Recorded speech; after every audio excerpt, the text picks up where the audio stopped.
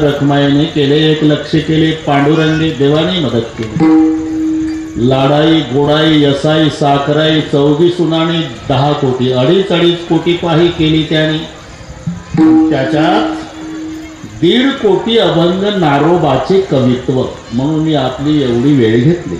नारा विठा महादा गोंदा जे 4 पोरं 4 सुना, आऊबाई मुलगी, निंबाबाई बहीण, दासी जनी, नामदेवराय, दामासेठ, राजाई आणि गोणाबाई या सर्वांनी अभंग लिहिले. त्यातला आज कीर्तनाला घेतलेल्या नामदेवरायाच्या थोरल्या मुलाचा नारायण महाराजचा अभंग. विठ्ठल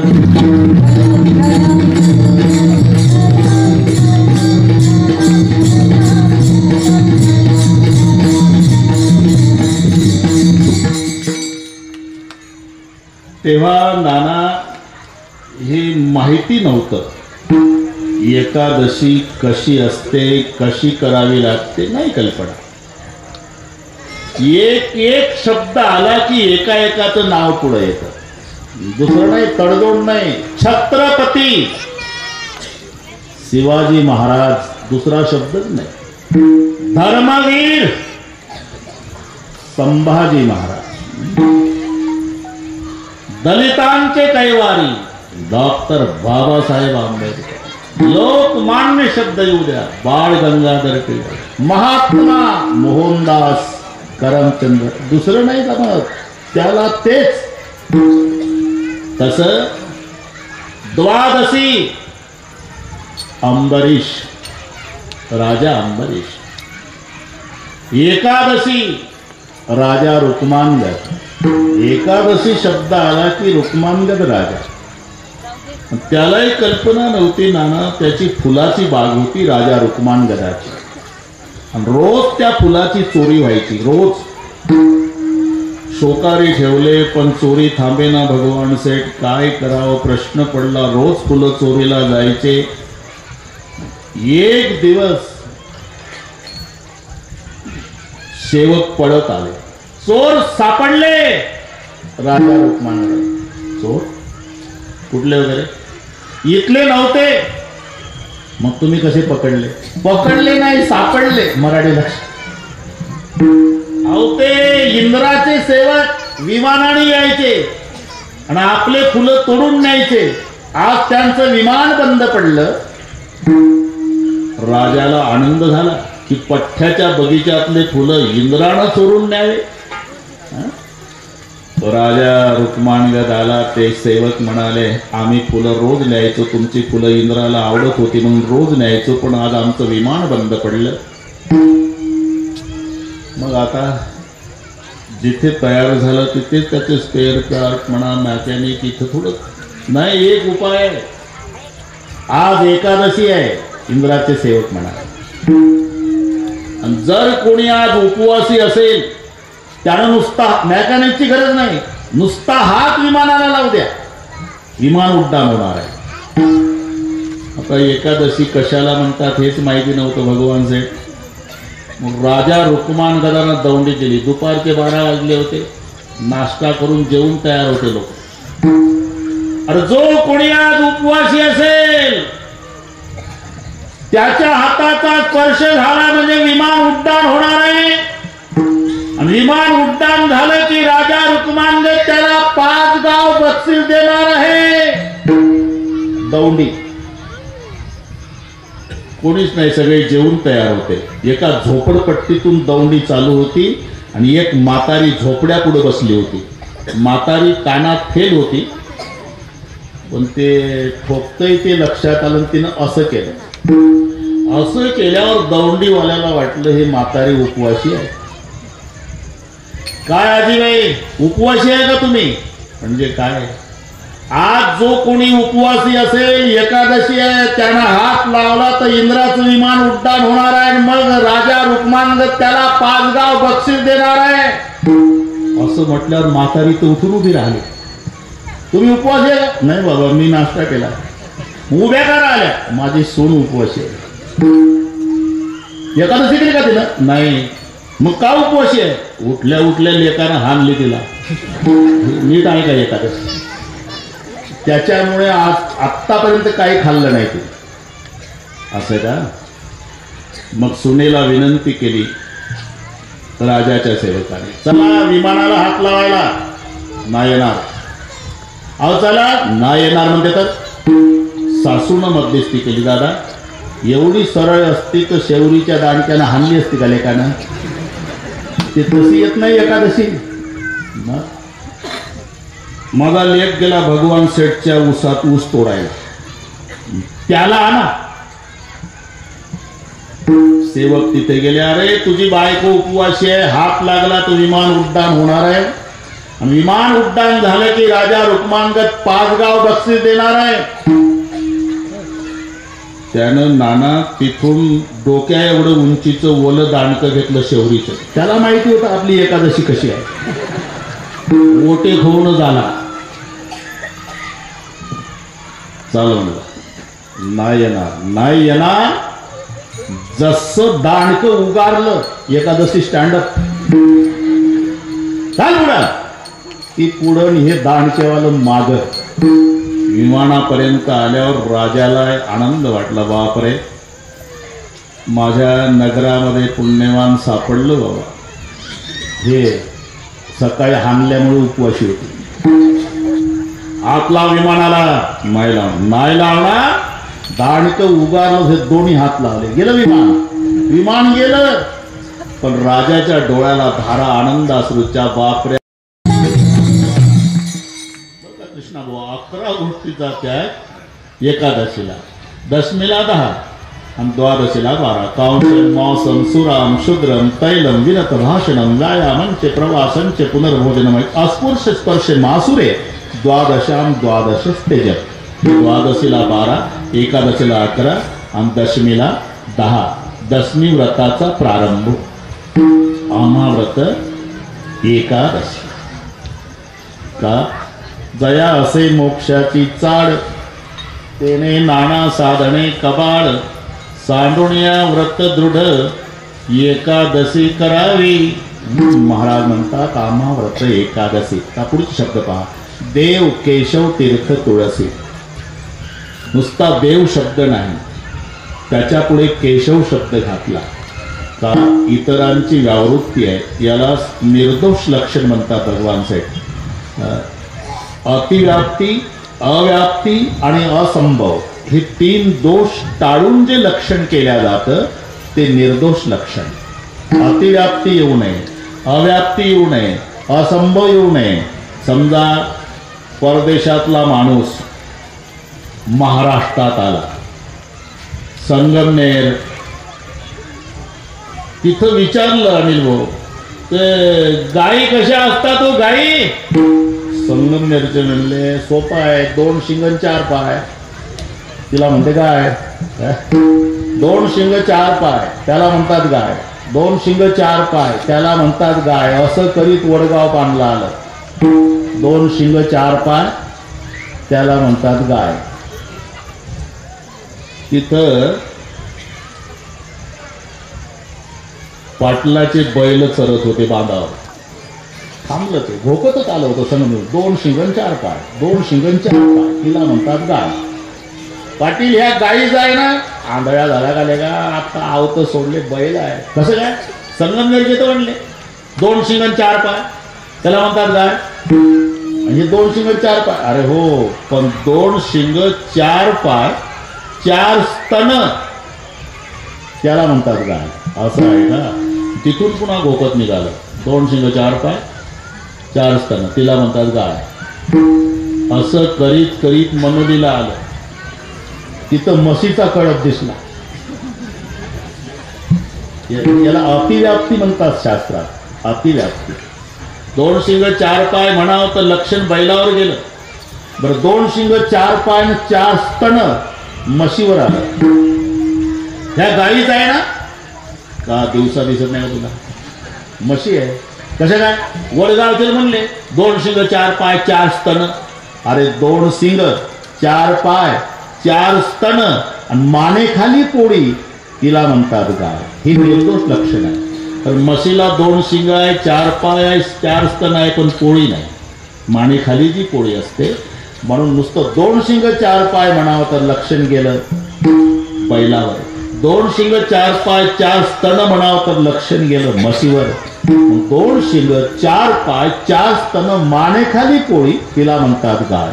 नुसता देव म्हणावा तर लक्षण इतर देवावर जातं. केलेले झालेले आणि हा नाही बैसविला नाही घडविला. केलेले देव हे आम्ही शेंदूर लावून केलेले आपोआप वाढतात. ते पेंटर देव आपोआप वाढतात. शेंदरी हेंदरी दैवते कोणती पूजी भूते केते आपुल्या पोटाची रडते मागते सीते अवधान. पूर्वीचा काळ नातू रडला की 2-4 आज्या यायच्या.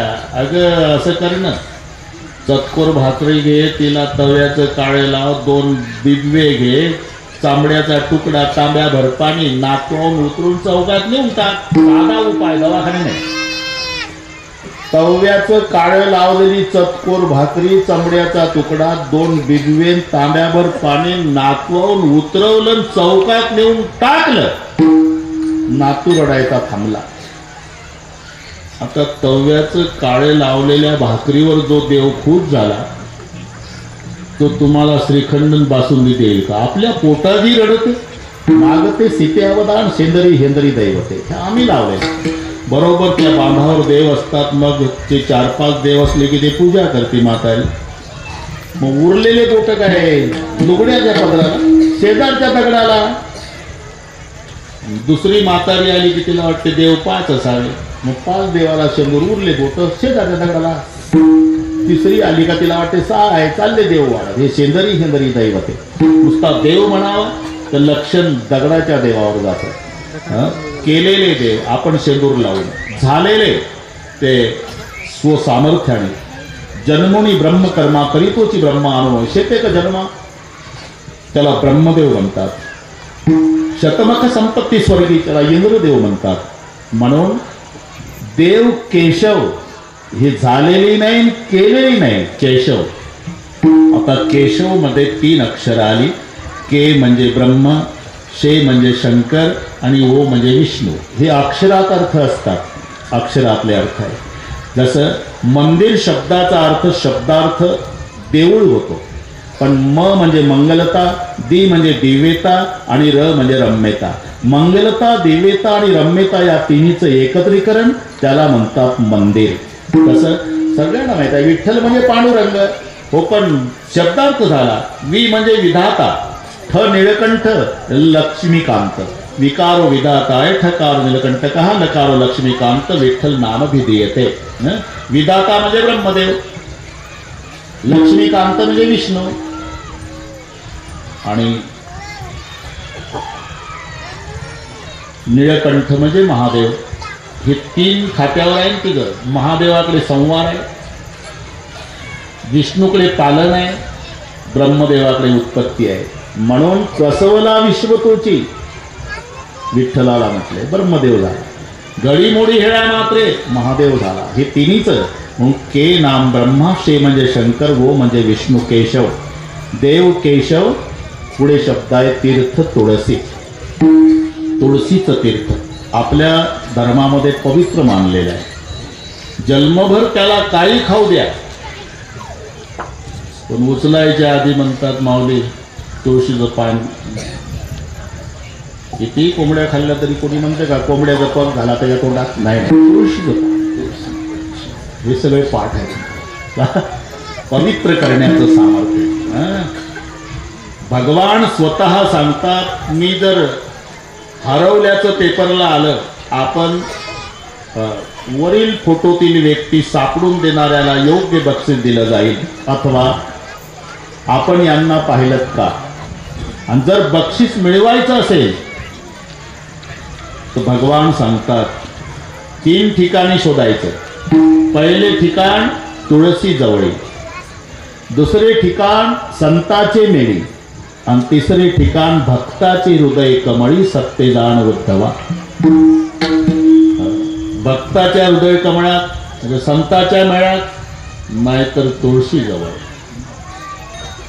पहिलं ठिकाण भगवान इतकं अतिप्रिय आवडे तुळशी बुक्का. नुसता त्याच्यातही 2 शब्द आहे, सर्व आमच्या वारकऱ्याला पाहिजे. अति प्रिय आवडे तुळशी बुक्का. आता तिथेही प्रश्न आहे, तुळशी बुक्का हा समाज द्वंद्व घ्यायचा का षष्टी तत्पुरुष लावायचा? तुळशीचा बुक्का, चाचीचे लागले की षष्टी लागते. तुळशीचा बुक्का आणि तुळशी बुक्का म्हणजे द्वंद्व होतो. ज्या समासातले दोन्ही पद प्रधान असतात त्याला द्वंद्व समास म्हणतात. शत्रू मित्र खर खोट पाप पुण्य भीम अर्जुन कृष्ण अर्जुन हे दोन्ही पदे प्रधान. तुळशी आणि बुक्का दोन्ही प्रधान झाले, मग द्वंद्व म्हटलं तरी चालतंय. आणि तुळशीचा बुक्का अतिशय सुगंधी असतात असं म्हणतात. आपण केलं नाही ते तुळशीचे लाकडं जाळून चाळून केलेला बुक्का, त्याच्यात सेंट घालायची गरज नाही, इतका सुगंधी तो बुक्का असतो तुळशीचा. आपल्या नशिबाला जो बुक्का आहे तो येड्या बाबळीचा आहे. काय माहिती कशाचा केला, थोडं कशीही लाकडं तिकडे जाळलेली, त्या शेंट घातला का चालला पंढरपुरावरून घेऊन बुक्का. विकाल तेथे विकाल, नाव माती ठेवून बुक्का. तुम्ही मातीला बुक्का नाव ठेवून विका तुकोबारा म्हणतात. पण माझ्याजवळ चालणार हा तो निवाड्याचा ठाव म्हणजे तुळशीचा बुक्का. अतिप्रिय आवडे तुळशी बुक्का भगवंताला. म्हणून तुम्ही पहा सगळे जग लक्ष्मीच्या मागे लागलं, पण लक्ष्मीला देवानं पायाजवळ ठेवलं आणि तुळशीला गळ्यात घातलं. घरी जाऊन डोकं चालवा विठ्ठल.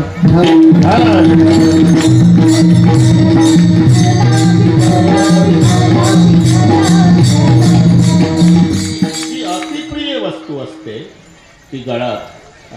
आईच्या दृष्टीनं बाळ अतिप्रिय आहे, अतिप्रिय.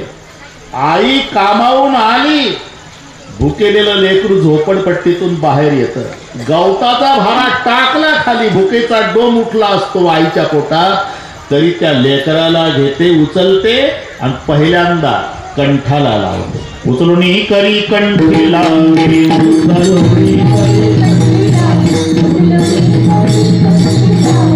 अमंगळपणे कंटाळानं करी, अमंगळपणे कंटाळानं करी, उचलून करी कंठी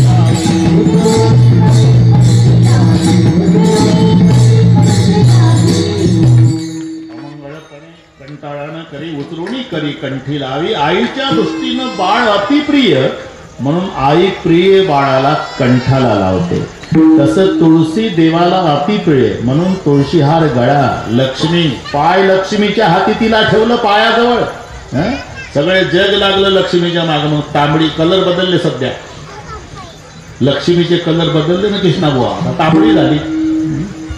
इंग्रजाच्या आपल्याच्या काळात, काँग्रेसच्या काळात ती दुसरी निळी होती. 2 वर 3 शून्य देऊन तिला तांबडी. सगळं जग लक्ष्मीच्या मागे लागलं, पण देवानं तिला फक्त पायाजवळ जागा दिली. पाय लक्ष्मीच्या हाती आणि तुळशीला गळामध्ये. तुळस वंदावी माऊली, रे संताची सावली, कायम तिच्याजवळ भगवान असतो. हे एकनाथ महाराजचं प्रमाण आहे. नाही तुम्ही पहा तुकाराम महाराजच्या गाथ्यात होऊ शकते ना, नाथांचं आहे. तुळस वंदावी माऊली, तुळस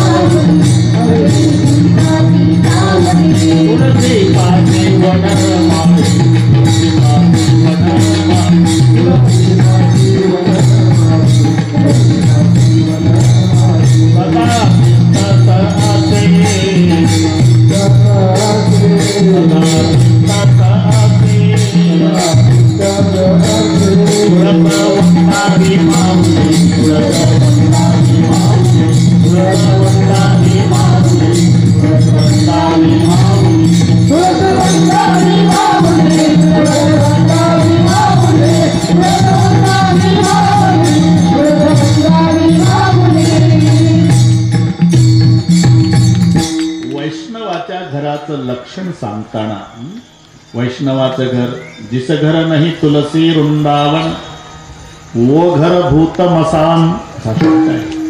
मग वैष्णवाचं घर कशावरून ओळखायचं?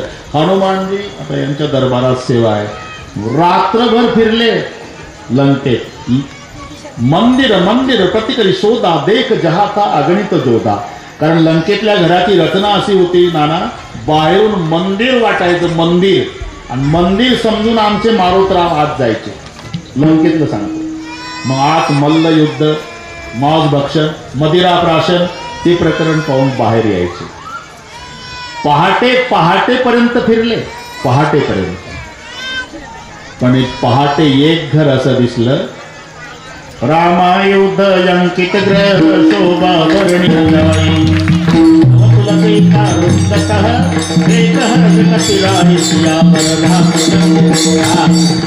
तिथलं सांगतो मी, आपलं लंकेतलं चालू आहे. राम आयुध अंकित ग्रह शोभा वर्णिन जाई, तुळसी वृंदावन. हनुमानजीनं लंकेत, बरं एकाच घरापुढे वृंदावन, अख्ख्या लंकेत. एवढा आनंद झाला, एवढा आनंद झाला. म्हणले हे वैष्णवाचं घर आहे. पण हनुमानजी तिथे डोकं, बुद्धिमताम वरिष्ठम, हनुमानजीने बुद्धीचा वापर केला. म्हणले पूर्ण नगर राक्षसांचा आहे. लंका निशिचर निकर निवासा, ह्या कहा सज्जन करवासा. मला फसवण्यासाठी रावणाचा नाटक तर नसेल, पण काही काही माणसं बंगल्यापेक्षा थोरात वृंदावन लय भारी बांधतात. तुळस हिरवी गार असते, एवढ्याहून समजायचं नसते की बंगल्यात सगळे माळकरीच असते. अंगण में देखे तो तुलसी का कुंडा, अरे फ्रिज में देखे तो मुर्गी का अंडा. मनमयी तर्क करे कपि लागा, तेही समय विभीषण जागा. राम राम तेही सुमिरन केना. आणि जेव्हा बिभीषणजी राम राम राम म्हणत जागे झाले, कळालं हा राम भक्त आहे. वैष्णवाच्या घराचं लक्षण सांगताना, धन्य ते सदन वैष्णवा,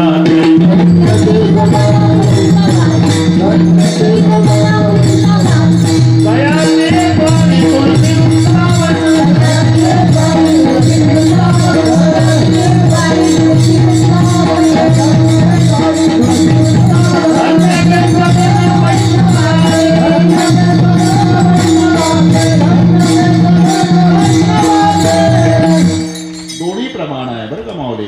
जयाचे द्वारी तुळशी वृंदावन नाही, ते स्मशान ग्रह जाणार. एक विरोधातलं प्रमाण आहे.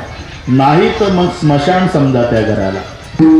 जयाचे द्वारी तुळशी वृंदावन नाही, ते स्मशान ग्रह जाणार. आणि जयाचे द्वारी तुळशी वृंदावन, धन्य ते सदन वैष्णवाचे. म्हणजे ते शब्द आहे देव, केशव आणि तीर्थ तुळसी. मग एकादशीचं व्रत बरं का मुक्ताबाई, सावध राहा.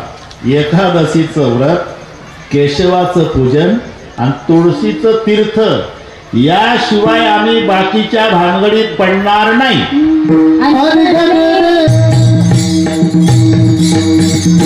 एकादशीचं व्रत, केशवाचं पूजन आणि तुळशीचं तीर्थ, यापेक्षा आम्ही बाकीच्या भानगडीत पडणार. अनेक नेनेवा साधन, कारण उपायाची नाही वाणी. अनेक उपाय, अनेक.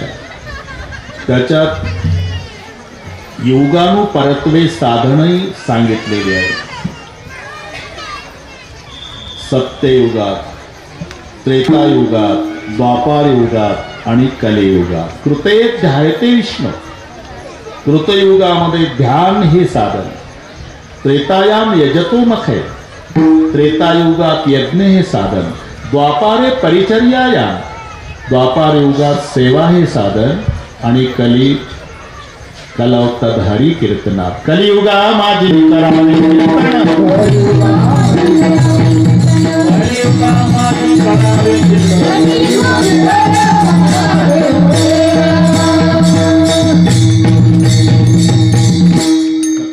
येथे आहे अधिकार, कलियुगी उद्धार हरीच्या नामो. आणि नेने बा साधन, बरीचशी साधनं. योग आहे अनिल भाऊ, ज्ञान आहे, कर्म आहे. त्यांचं जर काठीने लक्षात आलं, जेमतेम काठावर पास होणारा विद्यार्थी असतो ना, ती सूचनाच वाचत बसतं. खालील 7 पैकी 5 सोडवा, 7 पैकी 5 सोडवा. 7 पैकी ज्यानं पूर्ण अभ्यास केलेला असतो ते सूचना वाचण्याच्या भानगडीत पडत नाही माऊली. भरा भरा भरा भरा भरा उत्तर. आणि जर वेळ शिल्लक राहिली तर मग शांत डोक्यानं सूचना वाचून त्याला धक्का बसतो. आता काय करू, परीक्षकाची सूचना होती 7 पैकी 5 सोडवा. मी तर 7ही उत्तर लिहिली.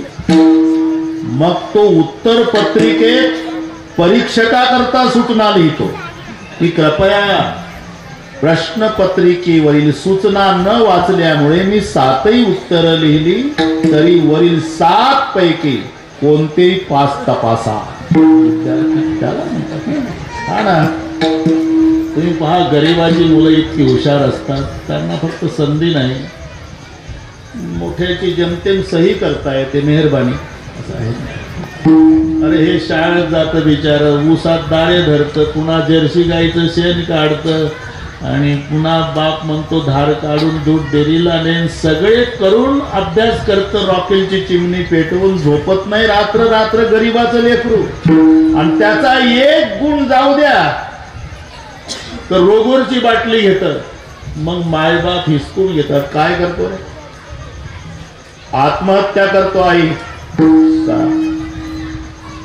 नापास झाला नाही, मग 100 पैकी 99 मिळाले, 1 गुण गेला. 1 गुण गेला, 99 मिळाले.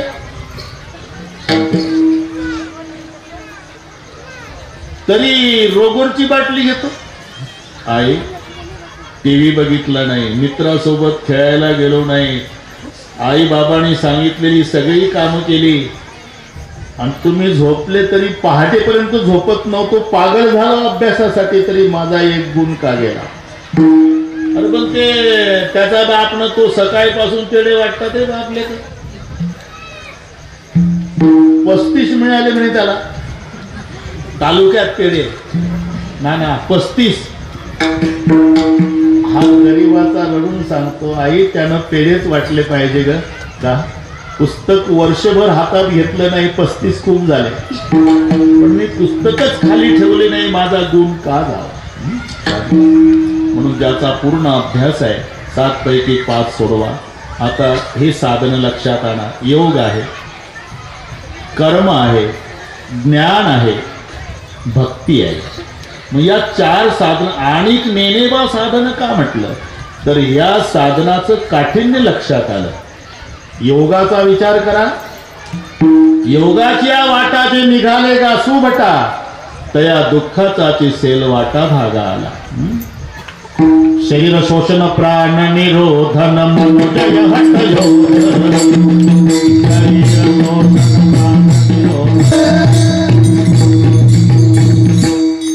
मार्ग आहे. तुम्ही घाबरू नका. तुम्ही म्हटलेलं प्रमाण मला येणार नाही एखाद्या वेळेला, त्याच्यात काही वाईट वाटून घ्यायचं कारण नाही. शब्दच असे आहे ते, त्याची समता घेतली तर उच्चार होतो. शरीर शोषण प्राण निरोधन म्हणजे हट योग. कसं वाटते बघा बरं. भूतपीडन कुंडली कलिबलदन भंग, मूर्धवायुता श्वेत करिवण भंग. अरे हे उच्चार एवढे कठीण आहे तर प्रक्रिया किती कठीण असेल. योगाच्या वाटा जे निघाले का पाहेपा लोहाचे चणे बोचरिया पडती खाणे. पोट भरणे की प्राणशुद्धी म्हणो. बोचर म्हणजे ज्याला एकही दात नाही, नाना म्हातार, ज्याला श्रीखंड चावत नाही.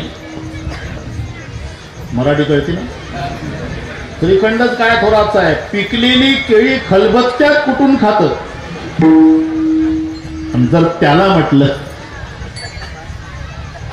लोखंडाचे हरभरे खात जा, तालमीत जात जा, ते पहिलवान होईल का मरल.